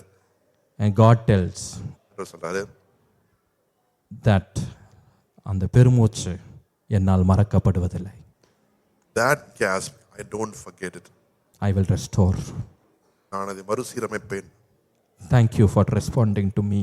எனக்கு நீ பதில் சொன்னதுக்காக நன்றி. Your response matters to me. உன்னுடைய பதில் எனக்கு ரொம்ப முக்கியம். When you respond, I come down. நீ பதில் சொல்லும்போது நான் உனக்காக இறங்கி வர்றேன். I am not coming down to the place where I am sitting high and you are low. That is not what I am saying. நான் மேல இருக்கேன், நீ கீழ இருக்க, நான் அங்கிருந்து இறங்கி வரேன், அதை பத்தி நான் சொல்லல. I am coming down to the depths to pick you up.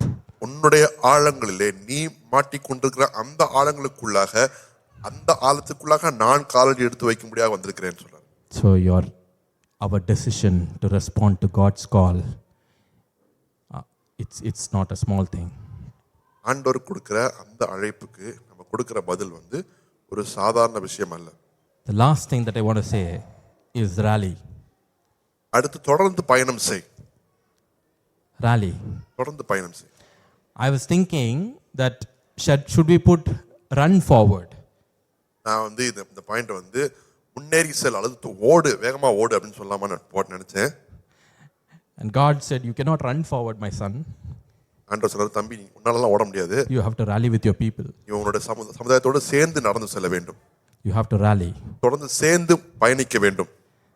So when you see Jonathan and that armor bearer, அந்த யோனத்தானும் அவனுடைய ஆயுததாரியும் நீங்க பார்க்கும்போது in 1 Samuel 14, 1 சாமுவேல் 14ஆம் அதிகாரத்துல 14 and 15, 14ஆம் அதிகாரம் 15ஆம் வசனத்துல the first slaughter which Jonathan and his armor bearer made. Okay, so here is the story, how it progresses. கதை இப்படி தான் போய்கிட்டு இருக்குது. பவுல் எங்க இருக்கான்? சவுல் எங்க இருக்கான்? இப்போ எங்க இருக்கான்? மாதுளஞ்செடி கீழே இருக்கான். Okay, and this guy Jonathan, an armor bearer, they are in a place called Gibeah, and then they are saying that okay, we will move forward, and then there is an army. என்ன இருக்குதாங்க? There is an army with about 30,000 chariots, 6,000 men, 6,000 horsemen, and then like the sands of the sea, people are gathered there. So Jonathan now decides, we will go. அவன் armour பேரர்ட்ட கேட்குறான், shall we go அப்படின்னு சொல்லிட்டு, and he says, yes, do as per your heart wishes and I am there with you. So they are going. So you know that Saul is under the pomegranate tree, and யோனத்தானும் அவருடைய ஆயுததாரி ஒரு தீர்மானம் எடுக்கிறாங்க. சரி, கர்த்தர் நம்ம பட்ல இருப்பாரு, சிறிய கூட்டமோ பெரிய கூட்டம் நம்ம நோக்கி போறோம் அப்படின்னு சொல்லிட்டு ஒரு தீர்மானம் எடுக்கிறாங்க. தீர்மானம் எடுத்து முன்னேறி போகும்போது பார்த்தீங்கன்னா அவங்க சந்திக்கிற ஒரு கூட்டம் பார்த்தீங்கன்னா 6,000 குதிரைப்படை வீரர்கள் இருக்கிறாங்க, 30,000 சேரியட்ஸ் இருக்குது, அதுக்கப்புறம் கடலத்தினை திரளான மணல் கூட்டமான ஒரு எண்ணிக்கை எண்ண முடியாத ஒரு கூட்டமான மக்கள் அவங்கள சூழ்ந்திருக்கிறாங்க. இதுல அவங்க உள்ள போகிறாங்க. So when Jonathan, when the Philistines, some of the Philistines, when they saw these two people coming, they said to themselves, Israelites are now coming out of the pit and the caves, and let us call them, let us challenge them அப்படின்றாங்க. So இவங்க ரெண்டும் அப்படி எந்திச்சு வெளில வரதை பார்த்த உடனே இந்த பெலிஸ்தர் கூட்டம் என்ன சொல்றாங்கன்னா, சரி இவங்கெல்லாம் அந்த மறைஞ்சிருந்த இடத்துல இருந்து வெளில வராங்க, குகைக்குள்ள இருந்து அங்கே கிடங்குல இருந்து மறைஞ்சு கிடந்த மக்கள்லாம் வெளில வராங்க, இப்போ இவங்களுக்கு நம்ம சவால் விடுவோம் அப்படின்னு சொல்றாங்க. ஸோ ஜானத்தன் அவன் ஏற்கனவே டிசைட் பண்ணிட்டான், இவனுங்க நம்மளை சும்மா விட்டுட்டானுங்களா நம்ம இங்கேயே நிற்போம், இவனுங்க வாடா என்கிட்ட வாடா அப்படின்னு நம்ம challenge பண்ணானுங்கன்னா, that is the sign that God is giving that he has delivered them to us. So Jonathan ஒரு தீர்மானம் எடுக்கிறான், நம்ம சும்மா அப்படி நடந்து போகும்போது நம்மளை வெட்டிட்டானுங்க அப்படின்னா எந்த பிரச்சனையுமே இல்லை, ஆனால் நம்ம போகும்போது சண்டைக்கு வரியாடா அப்படின்னு சவால் விட்டானுங்கன்னா அப்போ அவங்கள ஆண்டவர் நம்ம கையில் ஒப்பு கொடுத்தான்னு அர்த்தம் அப்படின்றத தீர்மானத்தை ஏற்கனவே எடுத்திருந்தான். Religion is challenging us today. இன்றைக்கு மதம் நமக்கு சவால் விட்டு கொண்டிருக்கிறது. Structures are challenging us today. கட்டமைப்புகள் நமக்கு சவால் விட்டு கொண்டிருக்கிறது. It is calling us, come and see. வந்து பாருப்பா, you are very few. விடுது, நீங்க ஒரு சிறு கூட்டமான மக்கள். So in this verse, the first slaughter which Jonathan and his armor bearer made was about 20 men within about half an acre of land. The next verse, and there was trembling in the camp, in the field, and among all the people. The garrison and the raiders also trembled, and the earth quaked, so that it was a very great trembling. யோனத்தானும் அவன் ஆயுததாரியும் அடித்த அந்த முந்தின அடியிலே ஏறக்குறைய 20 பேர் அரையேர் நிலமான விசாலத்தில் விழுந்தார்கள். அப்பொழுது பாளையத்திலும் வெளியிலும் சகல ஜனங்களிலும் பயங்கரம் உண்டாயி தானியம் இருந்தவர்களும் கொள்ளையிடப்பட்டு போன தண்டில் உள்ளவர்களும் கூட திகில் அடைந்தார்கள். பூமியும் அதிர்ந்தது, அது தேவனால் உண்டான பயங்கரமா இருந்தது. எத்தனை பேர் இருந்தாங்க பெலிஸ்டைன்ஸ்ல? மணல் அத்தனை எண்ணவே முடியாது. இவனுங்க சாவடிச்சது எத்தனை பேர்? 20 பேர். So when I was thinking this, when I was meditating this, I was reminded of two events. One, நடுவில் சாம் அண்ட் சுஷ்மா அவங்க ஒரு போஸ்ட் போட்டாங்க குரூப்பில். என்னென்னா, அவங்க பொண்ணு இவானியா அவள் காலில் ஏதோ மறு இருந்தது, அது ரொம்ப நாளாக இருந்தது. And then they finally spoke against that, and then அந்த வாட்டு கீழே விழுந்துருச்சு. ரொம்ப நாளாக இருந்த வாட்டு கீழே விழுந்துருச்சு. So I was talking about this, I was meditating on this part. You see, there are two people challenging, they killed 20 people, and the news of that 20 people being killed brought a challenge or brought a tremor among a countless number of people that are there in the Philistines army. So when I was thinking and meditating upon this, I was reminded of a story that Sam and Shushma had shared, where their daughter had a wart in the leg and they started speaking against the wart. And Lindsay again, she topped up the message saying that she had similar thing, and then when she spoke against it, and it fell. So when this message reached, then Lindsay message saying, Okay, since they had put, I believed that, and I started to speak over it, and her wart also fell down. எஸ்டா என்னோட பொண்ணுக்கு இந்த இந்த விரல்ல அதே மாதிரி ஒரு மரு இருந்துச்சு. My daughter Esther had a wart in the finger. ரொம்ப நாளா இருந்தது. It was there for a very long time. அது போகவே இல்லை. It didn't go at all. சரி நாங்கள் என்ன பண்ணோம், டாக்டர்கிட்ட கூப்பிட்டு போயிட்டு we spent about some 3,000 4,000 rupees to get it cut and then surgically அதை ரிமூவ் பண்ணோம். So we took to the doctor and we surgically removed that wart. கொஞ்ச நாள் கழிச்சு என்னாச்சு, இங்க இருந்தது இங்க வர ஆரம்பிச்சிருச்சு. Then what happened? It started to spread. It came to the other finger. So நாங்கள் வந்து இனிஷியலாக வந்து she started just tell that thing. இல்லை ஆக்சுவலாக அது ஸ்ப்ரெட் ஆகும் அப்படின்னு சொல்லி தான் அதை வந்து ரிமூவ் பண்ணவே சொன்னாங்க. அது இருந்ததுன்னா அவங்க நம்மளுக்கும் வேறு ஏதாவது கட்டு இருந்ததுனாலும் சரி, இல்லை வேறு யாருக்காவது ஏதாவது ஒரு wound இருந்துச்சுன்னா அது ஸ்ப்ரெட் ஆகும், அதனால் அது எடுத்துடுறது நல்லதுன்னு சொன்னதுனால தான் போய் எடுத்தோம். ஆனால் அப்போ வந்து அவள் ரொம்ப கஷ்டப்பட்டா, ரொம்ப அழுதா, பயந்து போய் அது அந்த ப்ரொசீஜர் அப்போவே ரொம்ப அழுதா. ஆனால் அது முடிச்சதுக்கப்புறம் திரும்ப வந்துருச்சு. திரும்ப வந்தோன்னே நான் போய் கேட்டேன் அவகிட்ட, என்ன பாப்பா மறுபடியும் வந்துருச்சு உனக்கு இப்போன்னா, எங்கே இருக்குது இல்லையே அப்படின்னு சொன்னா. எங்கே மறுபடியும் இருக்குன்னா இல்லையே. ஒரு தடவை தான் வந்து அது சொன்னா அவ அதை பார்த்து நீ வந்து இல்லாமல் போகணும் அப்படின்னு சொல்லிட்டு. அதுக்கப்புறம்லாம் வந்து அவள் இல்லை அப்படின்றது தான் திரும்ப திரும்ப சொல்லிகிட்டே இருந்தா. ஆனால் ஒரு நாள் அதே மாதிரியே இது இல்லாமல் போயிடுச்சு. They said that what can can transfer because if there is an open wound and it will spread, can spread. So we were very concerned about that. That's why we went to remove that wart in the first place. The first surgical thing was a very painful thing for my daughter, and we got it removed. And I saw it started coming, it started spreading, and I saw it happened in the next finger. And I told her, see, it's coming in your next finger. She's like, no, it's not there. I remember her speaking against it once or twice, but whenever I ask her, she says, no, it's not there, no, it's not there. And she kept denying it. But the power of denial over that, at some point, it vanished.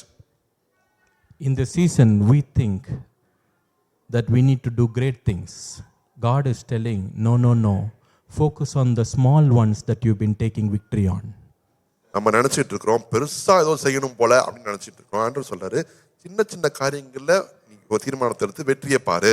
You are thinking that you are claiming victory over a what gone, but God is telling that is victory over sickness and that is victory over dead things.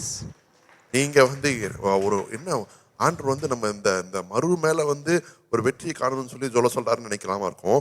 ஆனா நீங்க மறு மேல இருக்கிற ஒரு வெற்றி வந்து உங்க வியாதிக்கு மேல நீங்க எடுக்கிற ஒரு வெற்றியா இருக்குது, மரணத்தை எல்லா மறைத்த காரியங்கள் மேல எடுக்கிற ஒரு வெற்றியா இருக்குது. So when you think that why should I work in my heart, God is telling you're not working in your heart, you're working in the goodness for your generations.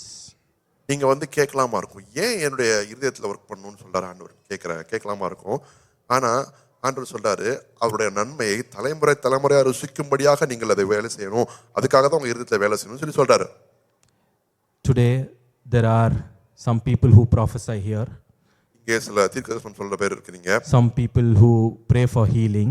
சுகத்துக்காக ஜெபிக்கிற சிலர் இருக்கீங்க. Some people work towards heart healing. சில பேர் இருதய சுகத்துக்காக பயணிக்கிறவங்களா இருக்கீங்க. Some businessmen is working towards building up the kingdom. சில பேர் ராஜ்யத்தை கட்டும்படியாக தொழில் செய்றவங்களா இருக்கீங்க. Some people in art and other things, creativity, trying to build content that can serve to people. சில பேர் நீங்க வந்து ஆர்ட் அப்புறம் கண்டென்ட் கிரியேஷன்ல வந்து அது எப்படி மக்களை போய் சேவிக்கும் அப்படினு அவங்களுக்கு எப்படி உதவியா இருக்கும் அப்படினு யோசிச்சு செய்யற நிறைய பேர் இருக்கீங்க. You are thinking that it is a small thing, but I'm telling you, God has a bigger plan and it is only for you to see and believe what he is capable of doing. He is just showing whatever you can digest. நீங்க நினைக்கலாமா இருக்கு ரொம்ப சின்ன காரியமா இருக்குன்னு நினைக்கலாமா இருக்கும். ஆனா ஆண்டவர் பார்வையில அவர் செய்கிற பெரிய பெரிய காரியத்துல ஒரு சின்ன ஒரு கண்ணோட்டத்தை காண்பிக்கிற ஒரு படமாய் அது இருக்கிறது. Some people are working on stocks. சில பேர் நீங்க ஸ்டாக்ஸ்ல வர்க் பண்ணிட்டு இருக்கீங்க. 20 people they killed. 20 பேர் தான் சாச்சாங்க. That entire army trembled and vanished. அந்த முழு ஆர்மியும் வந்து பயந்து நடுங்க ஆரம்பிச்சிருச்சு. The small profits that you take is a proof that God is willing to break down the people who are dominating it and he will put you in a position that you will dominate that space. Because when he created man, he said, you will rule over and you will have dominion over everything. நீங்க எடுக்கிற சின்ன profits என்னடா இவ்வளவு சிறுசா தான் வருதுன்னு நினைக்கலாமா இருக்கும். ஆனா அந்த ஸ்டாக் மார்க்கெட்டை ஆண்டு கொண்டிருக்கிறவர்களை மேற்கொள்ளும்படியாக நீங்கள் உங்களை செய்வேன் அப்படின்னு சொல்றதுக்கு ஆண்டவர் காண்பிக்கிற ஒரு சின்ன கண்ணோட்டம் தான் இது. My friend, rally. என் நண்பர்களே சொல்றேன், தொடர்ந்து முன்னேறி செல்லுங்கள். Trust and move forward. நம்பி முன்னேறி செல்லுங்கள். Let us join our hands and move forward. கரங்களை கோர்த்து ஒன்றாய் முன் செல்வோம். So when I was listening to one message of Pastor Bill Johnson, Bill ஜான்சனுடைய செய்தி ஒன்றை கேட்டுக்கொண்டிருக்கும் போது, my God, that revelation, man, it just shook me. அவர் கொடுத்த வெளிப்பாடு என்னை ரொம்ப பாதித்தது. Because when we rally, நம்ம தொடர்ந்து பயணிக்கும் போது, when we become big, பெருசாகும் போது, when we become massive, பெரிய திரள் கூட்டமாக நம்ம மாறும்போது, you should be careful about one thing. ஒரே ஒரு காரியத்தை குறித்து நம்ம கவனமா இருக்கணும். The title doesn't matter, but the mission matters. நமக்கு கொடுக்கிற அந்த டைட்டில் அது மேட்டர் கிடையாது, அவருடைய தரிசனம் அதுதான் ரொம்ப முக்கியத்துவம் வாய்ந்தது. I am speaking of the decisions that I am taking for myself. நான் இப்ப பேசிக்கொண்டிருக்கிற காரியங்கள் எனக்கு நானே எடுத்துக்கொண்ட தீர்மானங்களை பற்றி நான் பேசிக்கொண்டிருக்கிறேன். So I know that God has a greater calling in my life, in this journey, in this community. இந்த சமுதாயத்திலே இந்த இடத்திலே தேவன் எனக்கு ஒரு பெரிய அழைப்பை வைத்திருக்கிறார் என்பதை நான் நம்புகிறேன். But I decide today that when I rally, my focus is not on the title but on the mission. நான் எடுத்திருக்க தீர்மானம் என்னன்னா, இந்த பிரயாணத்துல தொடர்ந்து பயணித்து செல்லும் போது டைட்டில் முக்கியம் இல்ல, ஆனால் தேவனுடைய தரிசனம் முக்கியம் அப்படின்றத நான் அறிஞ்சிருக்கிறேன். When John the Baptist, right? When John the Baptist, he was doing crazy things. He was baptizing people with the baptism of repentance, and he was like the call in the wilderness. He was showing the way for the Lord, right? யோவான் ஸ்நானகன் ஒரு வினோதமான ஒரு மனுஷனா இருந்தான். வனாந்தரத்துல வழியை உண்டு பண்ணுகிறவன் ஏகப்பட்ட பேருக்கு ஞானஸ்நானம் கொடுத்து மனம் திரும்புதலுக்கு ஏற்ற ஞானஸ்நானத்தை கொடுத்து கொண்டிருந்தான். In Matthew 11:9 to 11, verses 9 to 11. மத்தேயு 11ஆம் அதிகாரம். So when people ask who is John the Baptist, Jesus is witnessing, Jesus is giving testimony that he is the one, he is the chosen one. அவன் யாருன்னு கேட்கும்போது இயேசு அதுக்கு பதில் சொல்றாரு, அவன் தெரிந்தெடுக்கப்பட்டவன் சொல்லி சொல்றாரு. The next verse. For this is he of whom it is written, behold, I send my messenger before your face, who will prepare your way before you. அது எப்படி எனில், இதோ நான் என் தூதனை உமக்கு முன்பாக அனுப்புகிறேன், அவன் உமக்கு முன்னே போய் உமது வழியை ஆயத்தம் பண்ணுவான் என்று எழுதிய வாக்கியத்தில் குறிக்கப்பட்டவன் இவன்தான். So Jesus is testifying that this is the guy. ஆண்டவர் சொல்றாரு, இவன்தான் அந்த நபர், எனக்கு முன்பாக வழியை ஆயத்தம் பண்ண போன நபர். So in the next verse he says that out of all the people who born out of a woman, he is the most special guy. ஸ்திரீகளிடத்தில் பிறந்தவர்களில் யோவான் ஸ்நானகனை பார்க்கிலும் பெரியவன் ஒருவனும் எழும்பினதில்லை அப்படின்னு சொல்லி சொல்றாரு. In John 1:21, யோவான் 1:21, now people are asking John the Baptist, யோவான் ஸ்நானகனை பார்த்து கேக்குறாங்க, the question, ஒரு கேள்வி கேக்குறாங்க. let us put John 1:21. யோவான் 1:21 போடுங்களேன். And they asked him, what then, are you Elijah? He said, I am not. And are you the prophet? And he answered, no. அப்பொழுது அவர்கள், பின்னை யார், நீ எலியாவா என்று கேட்டார்கள். அதற்கு நான் அவன் அல்ல என்றான். நீ தீர்க்கதரிசியானவரா என்று கேட்டார்கள். அதற்கு அல்ல என்றான். The title prophet, the title chosen one doesn't matter to John the Baptist. It is all about the mission that he stood for. It is all that he cared for, is the mission that he was sent. தீர்க்கதரிசி அப்படின்ற பட்டமா அல்லது தெரிந்தெடுக்கப்பட்டவன் அப்படின்ற பட்டமா எதுவுமே அவனுக்கு முக்கியத்துவமா இல்ல. எனக்கு ஒரு அழைப்பு இருக்கு, அந்த அழைத்த நோக்கம் இருக்கு, அதை நோக்கி நான் போக போறேன் அப்படின்றத மட்டும் தான் குறியா இருந்தான். And everyone in this place இருக்கிற ஒவ்வொருத்தரும் has a special role to play in the days to come. நீங்க இந்த வருகிற நாட்களில் நீங்கள் ஒவ்வொருத்தருக்கும் whether you believe it or not, it is going to happen. நீங்கள் செய்ய வேண்டிய ஒரு விசேஷமான I declare the Father's blessing over you that it will happen. You will do great things in the kingdom. You will do great things in the kingdom. உங்களுக்கு ஒரு விசேஷமான நோக்கம் உண்டு. தேவன் உங்கள் மீது ஒரு விசேஷமான நோக்கத்தை வைத்திருக்கிறார். நீங்கள் விசேஷமான வினோதமான காரியங்களை செய்வீர்கள் வரும் காலகட்டத்தில். But I tell you, focus on the goodness of the Father. நான் சொல்கிறேன், தேவனுடைய நன்மையிலே உங்கள் நாட்டத்தை வையுங்கள். In the days to come, வருகிற காலங்களிலே some of you will hear, சிலர் நீங்க கேட்பீங்க, hey, when you pray, people are getting healed. நீ ஜெபம் பண்ணும்போது நான் மக்கள் சுகமடைகிறத பார்க்கிறேன். When you pray, my finances are getting straightened out. நீ ஜெபம் பண்ணும்போது என்னுடைய பொருளாதாரங்கள் சீர்படுவதை நான் பார்க்கிறேன். When I speak to you, my heart is getting healed. நான் உன்கிட்ட பேசும்போது என்னுடைய இருதயங்கள் சுகமாகறதை நான் பார்க்கிறேன். I see you people, putting people with wheelchairs and making them walk. நீ வீல் சேர்ல இருக்கிறவங்க நடக்க வைக்கிறதை நான் பார்க்கிறேன். I see you mending marriages and putting them together back again. திருமணங்களை சீர்படுத்தி அந்த தம்பதியரை நீ மறுபடியும் ஒன்னு சேர்க்கிறதை நான் பார்க்கிறேன். And many of you will hold healing meetings.